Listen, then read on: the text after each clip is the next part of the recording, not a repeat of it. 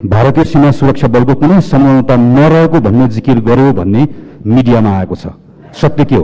अपराधीहरूलाई कारबाही हुनुपर्दछ, त्यसबारे मन्त्रीजी के बोल्नुहुन्छ? नेपाल सरकारले जे तथ्य हो त्यही नै सार्वजनिक गर्नेछ र त्यो तथ्यका लागि नेपाल सरकारले पूर्ण रूपमा हडा लिनेछ।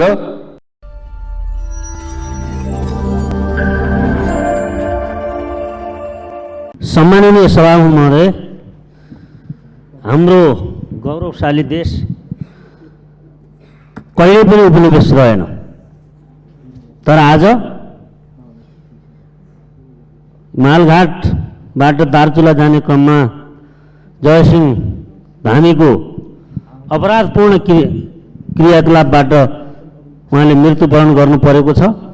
यो अपराधका बारेमा नेपाल सरकार बडा घुमाउरो तरिकाले, यहाँ त उहाँ आफै जाँदा चुडिएको जस्तो जुन भन्दैछ, यो निमुखो तरिकाले वास्तवमा हामी हाम्रो स्वाभिमान माथि लान सक्दैनौँ। अपराधीहरूलाई कारबाही हुनुपर्दछ, त्यसबारे मन्त्रीजी के बोल्नुहुन्छ? एक अर्को कुरा, चारवटा झोलिङ्गे पुल के आजै उहाँले शिलान्यास गर्नुभएको हो? यो शिलान्यास विगत सरकारले गरेको हो कि होइन? बाटो पनि आजै उहाँले बनाउँदै हुनुहुन्छ कि हिजो बन्दै थियो? यो कुराको पनि माननीय गृहमन्त्रीजीले जवाफ दिनुहुनेछ भन्ने मैले विश्वास लिएको छु। र जहाँसम्म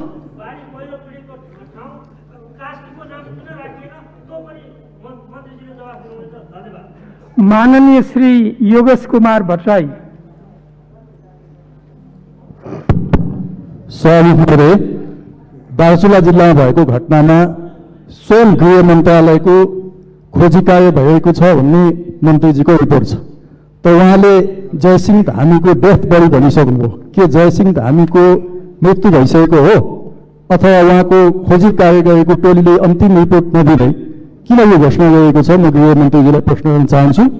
प्राकृतिक विपत्तिमा परेका र घरबार विहीन भएकाहरूलाई 5 लाख घर निर्माणको निम्ति दिने अघिल्लो सरकारको घोषणा थियो। ताप्लेजुङको दोबान बजारमा भएको आगलागीबाट 50 घर जलेका छन्, नष्ट भएका छन्। र 71 सालमा ताप्लेजुङकै निकुवा खोला गाउँपालिकामा बाढी पहिरोबाट झन्डै 50 घर नष्ट भएका छन्। त्यो घर बनाउनको निम्ति प्रति परिवार 5 लाख कहिले पाउँछन्? म प्रश्न सोध्न चाहन्छु। धन्यवाद। माननीय श्री गगन कुमार थापा। सभामुख महोदय, जयसिंह धामीको पक्षले भारतीय सीमा सुरक्षा बलको कुनै संलग्नता नरहेको भन्ने जिकिर गर्यो भन्ने मिडियामा आएको छ। सत्य के हो? भारतीय पक्षले आधिकारिक रूपमा आफ्नो संलग्नता नभएको भनेर भनेको हो। यदि यस्तो हो भने छानबिन समितिलाई भारतीय पक्षले कस्तो सहयोग गर्ला? हाम्रो छानबिन समितिले सत्य तथ्य पत्ता लगाएर यो लिएर आउँछ भन्ने कुराको विश्वास माननीय गृहमन्त्रीजीले हामीलाई कसरी दिलाउनुहुन्छ? 2012मा केरलाको समुद्री तटको नजिक इटालियन मरिनहरूको गोलीबाट 2 जना भारतीय मछुवारहरूको हत्या हुँदै गर्दा भारतीय सरकार 3-4 वर्षसम्म लगातार लड्यो, दृढबाट लड्यो। आफ्नो 2 जना मछुवारहरूको हत्या भयो भनेर लड्यो। जयसिंह धामीको हत्याको सन्दर्भमा सत्य तथ्य बाहिर आइसके पछाडि, उनको अवस्था पत्ता लागिसकेपछि नेपाल सरकारले जसरी भारत इटलीसँग लड्यो त्यसै गरी हाम्रो सरकार भारतसँग त्यसै गरिकन जमेर डटेर लड्छ भन्ने कुराको विश्वास माननीय गृहमन्त्रीजीले हामीलाई कसरी दिलाउनुहुन्छ? धन्यवाद। माबहादुर तामाङ।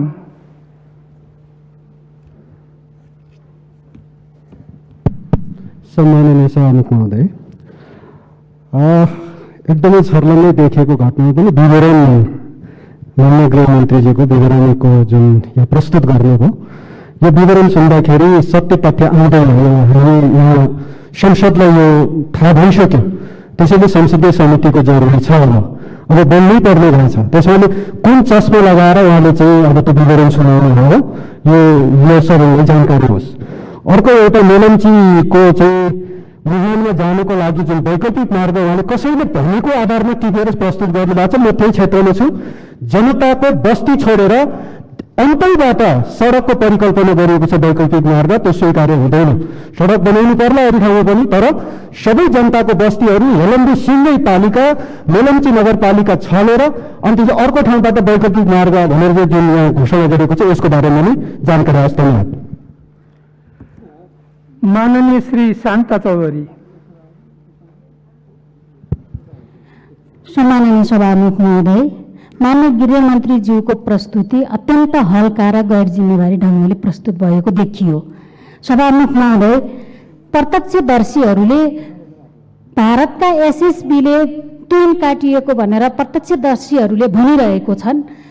हाम्रो गृहमन्त्रीज्यूले भन्नुहुन्छ हामी जानकारी लिइरहेका छौँ, बुझिरहेका छौँ, प्रमाण यही होइन र सभामुख महोदय अहिले पनि प्रमाण खोजिरहने बेला हो र प्रत्यक्षदर्शीले भनिसकेपछि त्यही प्रमाण होइन र सभामुख महोदय त्यसकारणले यस्तो हल्का पाराले प्रस्तुत हुनु उहाँको नैतिकताले दिँदैन कि भन्ने लाग्छ मलाई। र भारतीय ज्यादती र भारतीय अत्याचारका विरुद्ध अब यो सरकार मौन बस्ने हो भने अब हामी सहेर बस्न सक्दैनौँ। अहिले पनि गृहमन्त्रीज्यूले जवाफ दिइरहँदाखेरि आजका अहिलेसम्म पनि गृहमन्त्रीज्यूले के भारतीय एसएसबीको विषयमा यो के हो त भन्ने विषयमा मौन भएर बस्नुभयो। माननीय श्री विमला विक। सम्माननीय सभामुखज्यू, दार्चुलाको घटनाको सन्दर्भमा गृहमन्त्रीज्यूको प्रस्तुति असाध्यै हल्का लाग्यो। जब जिउँदा मान्छेहरूले अहिले पनि तुन काट्यो, हात जोड्यो, अनेक बिन्ती गऱ्यौँ, मानेन भनिरहेका छौँ। हामीले फेरि अध्ययन अनुसन्धानको कुरा गरिरहेका छौँ। के हाम्रो सहसचिव लेभल बनेको समितिले यो घटनाको सबै कुरा ल्याउने हिम्मत र साहस गर्छ? नेपाली जनतालाई शङ्का छ। माननीय गृहमन्त्रीज्यू र प्रधानमन्त्रीको लेभलबाट भारतसँग केही कुरा संवाद भयो कि भएन नेपाली जनताले सोध्न चाहिरहेका छन्। सहसचिवको नेतृत्वको समितिको सबै कुरा ल्याउँछ भन्ने कुरा जनतालाई विश्वास छैन। गृहमन्त्रीलाई म सोध्न चाहन्छु, 10 दिनसम्म समितिले प्रतिवेदन ल्याउने, फेरि 10 दिन तपाईँहरूले प्रतिवेदन पढ्ने, फेरि अर्को 10 दिनमा केही गर्ने खालको सोचमा हुनुहुन्छ कि के अरू एक्सनमा गइसक्नु भएको छ? मलाई सोध्न मन लागेको छ। अर्को कुरो, विभिन्न ठाउँको बाढी पीडितहरूको तथ्याङ्क भन्नुभयो। गृहमन्त्रीले तथ्याङ्क भन्दा पनि सरकारले के गर्न खोजिरहेको छ, सरकारको प्लान के छ, पूर्व तयारी के छ, यो भन्न सुन्न हामीले चाहिरहेको थियौँ। तथ्याङ्क त हामीले अन्यत्रबाट पनि लिइसकेका छौँ। यति मेरो प्रश्न छ। धन्यवाद। माननीय श्री गणेश सिंह ठगुन्ना। सम्माननीय सभामुख महोदय, माननीय गृहमन्त्रीज्यूले नै आफ्नो मन्तव्यमा भन्नुभयो कि नदीको तुन तरिसकेका व्यक्तिहरू र तुन तर्न बाँकी व्यक्तिहरू, त्यो ठाउँमा 15-20 मिटरभन्दा बढी नदीको चौडाइ छैन, त्यो त्यति मात्रै दूरी छ। त्यसकारण प्रत्यक्षदर्शीहरू स्वयंले भइरहेको घटनालाई पनि सरकारले चाहिँ किन कन्जुसाइ गरिरहेको छ, किन त्यसमा आलटाल गरिरहेको छ, गम्भीर प्रश्न छ। र दोस्रो कुरा, यो सरकारले भारत सरकार समक्ष यस घटनाको सन्दर्भमा के कुरा गरेको छ, अहिलेसम्म के यस बारेमा अगाडि बढाएको छ, यो कुरा सदनलाई जानकारी होस्। धन्यवाद। माननीय श्री महेश बस्नेत। सम्माननीय सभामुख महोदय, गृहमन्त्रीले मेरो एउटा प्रश्न छ, एउटा उत्तर छ। उहाँको प्रस्तुति साह्रै हल्का भयो। छानबिन आयोग किन छलाङसँग मात्र गयो, मूलघाट किन गएन, यो कुराको जवाफ उहाँलाई दिनुपर्छ। भारतीय सरकारसँग उहाँले कतिको स्ट्रङ वार्ता गर्दै हुनुहुन्छ? यस्ता खालका समस्या पटक पटक दोहोरिएको हुनाले कहिले नदोहोरिने ढङ्गले उहाँले के योजना बनाउनु भएको छ? त्यसैगरी बाढी पीडितहरूको निमित्त उहाँले पाल र चाहिँ सामान्य क्षतिपूर्तिको घोषणा गर्नुभयो, त्यतिले बाढी पीडितहरूलाई चित्त बुझ्छ कि बुझ्दैन? र उहाँले उठाउनु भएको एउटा प्रश्न चाहिँ ट्विनको अन्त्य गरेर झोलिङ पुल बन्ने प्रक्रियामा अघिल्लो सरकारले ध्यान दिएन भन्ने आशा लाइन गरी बोल्नु भएको हुनाले म स्पष्ट भन्न चाहन्छु, 142 वटा झोलिङे पुलहरू तुनलाई स्थापित गरेर 3 वर्षमा बनेका छन् र त्यो मध्ये 130 वटा बने। 3टा सिमानाका कारणले समस्या भएका कारणले 3टा पुल बन्न बाँकी छ र 9 वटा पुलहरू चाहिँ ठेकेदारले ढिला गरेको र पेन्डेमिक भएको कारणले नबनेका हुन्। यो मुलुक तुन मुक्त भइसकेको छ। यदि बनेको छैन भने ठेकेदार र पेन्डेमिकको अवस्थाले मात्रै बन्न बाँकी छ। यति कुरा म गृहमन्त्रीलाई जानकारी दिन चाहन्छु। माननीय श्री देवेन्द्र राज कणेल। महोदय, सम्माननीय सभामुख महोदय, गृहमन्त्रीजीले जुन जवाब दिनुभयो त्यसमा मेरो एउटा प्रश्न छ। जयसिंह धामीको सन्दर्भमा पीडित पक्ष नेपाल र पीडक दिने भारतीय पक्ष र नेपाल पक्षतिर नेपाली सुरक्षा निकायहरू डिआइजीको नेतृत्वमा या प्रशासनिक इकाइहरू खोज तलास गरिराखेका छन्। अर्कोतिर भारतीय पक्षमा चाहिँ एनडीआरएफ भनेपछि भारतीय पक्षहरूले आफ्नो पक्षमा खोज तलास गरिराखेका छन्। के पीडकले हामी दोषी हो भनेर उनले सही जस्टिस देला? एउटा प्रश्न थियो। अर्को, सीमामा विवाद हुँदाखेरि दुवै पक्षको संयुक्त कमिटी बनाएर खोज तलास गरिन्छ, छानबिन गरिन्छ, अनुसन्धान गरिन्छ। यो केसमा भारततिर होस् या नेपाल पक्षतिर होस्, संयुक्त टोली बनाएर किन खोज तलास गरिएको छैन? त्यसको कारण के हो? त्यसको जवाब चाहियो। माननीय श्री दिलेन्द्र प्रसाद बडु। सम्माननीय सभामुख महोदय, माननीय गृहमन्त्रीले दार्चुला ट्रेन घटनाको सन्दर्भमा तत्काल छानबिन समिति घटनास्थलमा गएको जानकारी दिनुभयो। यो तदर्थका लागि धन्यवाद दिन्छु। तर त्यहाँ पुगेर वास्तवमा छानबिनकै क्रममा पनि भारतीय पक्षसितको अहिलेसम्म सम्बन्ध राख्नुपर्ने आवश्यकता भयो कि भएन। छानबिनमा दुवैतिरको प्रत्यक्षदर्शीहरू र दुवैतिरको छानबिनको प्रक्रियालाई अगाडि लैजानुपर्ने अवस्था देखिन्छ। ट्रेन तरिसकेका र तर्न बाँकी रहेका प्रत्यक्षदर्शी हुन्। उनीहरूको सम्पर्क भयो कि भएन र उनीहरूको सम्पर्क गराउने प्रक्रिया कहाँ पुगेको छ। त्यसो हुँदा यसको सत्य तथ्य बाहिर ल्याउन सहयोग पुग्छ भन्ने मलाई लागिरहेको छ र यसको हामीले कुनै किसिमको पक्ष विपक्ष होइन, सत्य के हो भन्ने खोज्ने कुरामा हामी सबै पक्ष केन्द्रित हुनुपर्छ, सहयोगी बन्नुपर्छ भन्ने पनि म आग्रह गर्न चाहन्छु। हस्, धन्यवाद। माननीय श्री पुष्पा भूषाल गौतम। सम्मानीय सभामुख महोदय, मुलुकको 38औं निवर्तमान प्रधानमन्त्री केपी ओली प्रधानमन्त्री भइसकेपछि पहिलो बैठकमा मैले 2 वर्षभित्र देशभरिका तुन हटाएर झुलुङ्गे पुल कायम गर्छु भनेर बोल्नुभएको थियो, देशवासीलाई सम्बोधन गर्नुभएको छ। मलाई लाग्छ 3.5 वर्षसम्म शासन गर्नुभयो, बोल्नुभयो, धेरै काम कम भयो। त्यसको परिणाम नेपाली जनताले भोग्नु पर्यो। श्रावण 15 गतेको घटना त्यसैको परिणाम हो। सभामुख महोदय, सभामुख मार्फत म गृहमन्त्रीजीलाई प्रश्न गर्न चाहन्छु। यस 15 गतेको घटनाको जुन छानबिन समिति छ, त्यो छानबिन समितिले निष्पक्ष छानबिन गर्दै जयसिंह धामीलाई न्याय प्रदान गर्ने आधार, बलियो आधार के छ, त्यसको उत्तर दिनको लागि म सभामुख मार्फत माननीय गृहमन्त्रीजीको ध्यान आकर्षण गराउन चाहन्छु। धन्यवाद। माननीय डाक्टर दिला सङ्ग्रौला पन्त।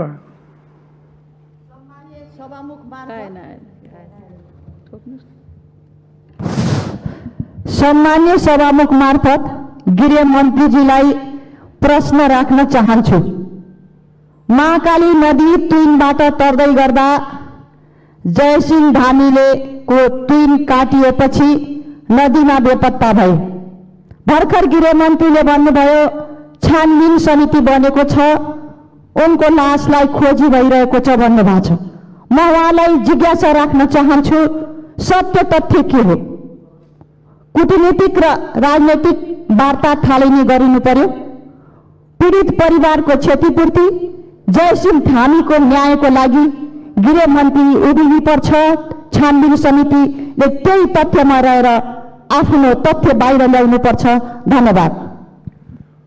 माननीय श्री पदम गिरी।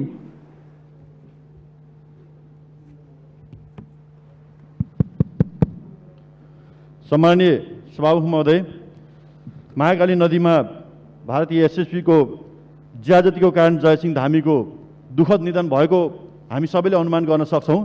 यो एसएसबीको ज्यादतीको घोर निन्दा गर्न चाहन्छु, भर्त्सना पनि म गर्न चाहन्छु। र यो सबैले दुनियाँले देखिरहेको छ, त्यहाँको तुइन चालकले पनि भनिरहेको छ, अन्य देख्नेहरूले भनिरहेका छन्। त्यहाँ 2 जना एसएसबीका जवानहरूले त्यो तुइन काटिदिएपछि महाकाली नदीमा बेपत्ता भएका छन् जयसिंह धामी। तर नेपाल सरकारले भन्दैछ हामी अध्ययन गर्दैछौँ, अनुसन्धान गर्दैछौँ भन्छ, तर घटनास्थलमा गएर मुचुल्का लिन तयार छैन।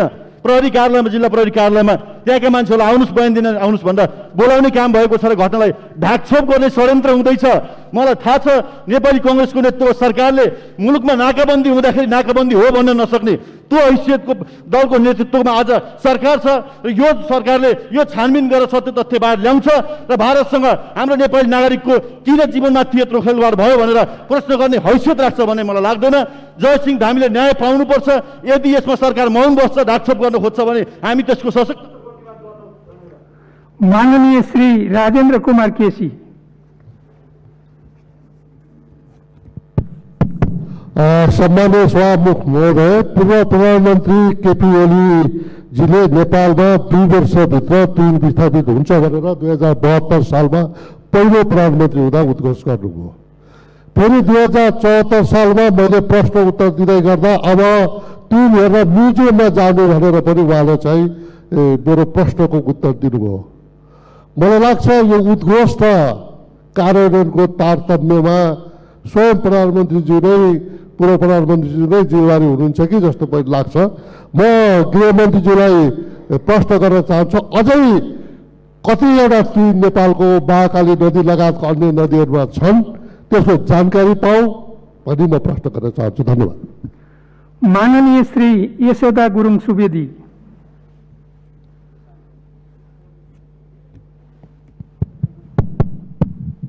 सम्माननीय सभामुखज्यू, माननीय गृहमन्त्रीज्यूले जरुरी सार्वजनिक महत्त्वको विषय राखिरहँदाखेरि मैले ध्यान दिएर सुन्दै गरेँ। मनाङ जिल्लाको 4वटै गाउँपालिका यसपटकको बाढी पहिरोबाट अत्यन्तै प्रताडित भएको छ। त्यहाँको निश्चित रूपमा हो, त्यहाँ जनताको मानवीय क्षति भएको छैन, तर धनको क्षति, अरबौँको क्षति भएको छ। सरकारसँग रेकर्ड छ कि छैन, कति घर क्षति भएको छ, कति सरकारी सम्पत्ति क्षति भएको छ र कति सार्वजनिक सम्पत्ति क्षति भएको छ र कति व्यक्तिगत सम्पत्ति क्षति भएको छ, यो गृह मन्त्रालयसँग रेकर्ड छ कि छैन, हामीले किन सुन्न पाएनन्, म यो जानकारी राख्न चाहन्छु। धन्यवाद। माननीय श्री प्रेम सुवाल। सभामुख महोदय मार्फत गृहमन्त्रीजीसँग जिज्ञासा राख्न चाहन्छु। भारतीय प्रशासनले नेपालको प्रशासनलाई पठाएको पत्रमा त्यहाँ एसएसबी गस्तीमा गएको स्वीकार गरिएको छ। प्रत्यक्षदर्शी कल्याण सिंह र विक्रम रङ्कलीका अनुसार जयसिंह धामी तरिरहेको ट्रेन भारतीय एसएसबीले काटेको हो। यस्तो स्पष्ट विषयको छानबिन समिति गठन गरी घटनालाई मठर बनाउने परम्परा यो सरकारले किन अवलम्बन गरेको होला? प्रधानमन्त्री मोदीसँग प्रधानमन्त्री देउबाजीले फोन वार्ता गरी अपराधीलाई कारबाही गराउने र जयसिंह धामीका परिवारलाई क्षतिपूर्ति भराउने काम किन हुँदैन? धन्यवाद। दार्चुला जिल्ला र घटना घटेको मालघाट र गस्कु घटनास्थलमा पुगेरै छानबिन गर्नेछ र तुइन तर्न सफल भएका बहादुर सिंह धामी, अमर सिंह धामी, गौरा सिंह धामी, बडराम सिंह धामी सँग पनि उहाँहरूले भेटघाट गर्नुहुनेछ र उहाँहरूको जानकारीलाई पनि छानबिन समितिले मूल आधारै बनाउनेछ। त्यसरी नै तुइन तर्न बाँकी अनिता धामी, विक्रम रङ्कोली र कल्याण धामी सँग बुझ्न लागि पनि जिल्ला सदरमुकाममा उहाँहरू आउनुभएको छ र घाटको दुवैतर्फ जाने त्यहाँका आम नागरिकहरूसँग पनि बुझ्ने र सत्य तथ्य सङ्कलन गरेरै प्रतिवेदन बनाइने हो र प्रतिवेदनले ठहर गरेको निष्कर्षलाई सरकारले दृढताका साथ अगाडि बढाउनेछ। नागरिकको जीवन रक्षा गर्नु राज्यको मूल दायित्व हो। नागरिकहरूको जीवन रक्षाका लागि नै राज्य बनेको हो, राष्ट्र बनेको हो, सरकार बनेको हो। त्यसकारणले नागरिकको जीवन रक्षामा हामी गम्भीर छौं र अघि मैले प्रस्तुत गर्दाखेरि जयसिंह धामीजी बेपत्ता हुनुभएको छ, उहाँ भेटिनु भएको छैन र प्रतिवेदन पनि छानबिन समितिको आएको छैन।